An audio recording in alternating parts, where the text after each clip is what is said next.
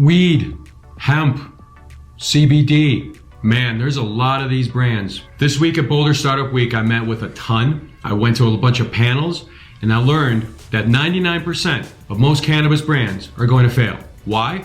Because I recognize that almost all of them have absolutely no purpose, and none of them can control the brand experience well. Let me unpack that for a second. Very few CBD, hemp, and cannabis brands can clearly articulate why they exist. Those that do are doing really, really well. Flow Canna wants to cultivate the California way. Just got a bunch of money. They're kicking it. Blue Kudu wants to be the most sophisticated, most premium cannabis chocolatier. Everyone loves them. Wana is a brand I met this week. Wants to basically revolutionize the disposable vape pen market. They have a clear why, and they're succeeding. A number of cannabis brands have no why. They just want to get in the space, and people have absolutely no brand trust when it comes to that. Did you know by chance that, let's say there's a plant of Maui Wowie or Purple Kush or whatever they call it, right? So that the potency of the top of the plant is a lot higher than the potency than the bottom of the plant,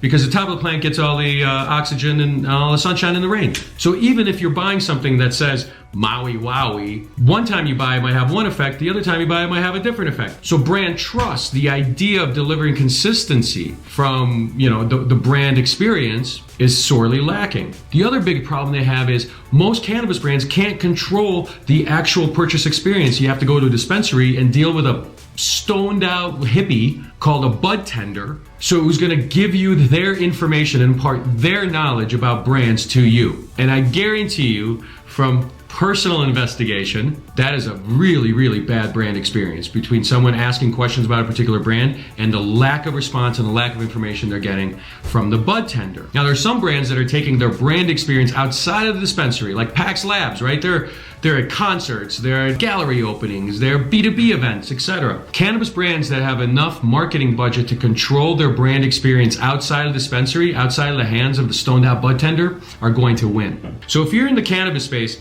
and you don't have a clear why you're existing, why you want to show up in the world and what good you do in the world, and you don't have the capability to control the brand experience outside of the dispensary and the bud tender, you're in trouble. You're in trouble.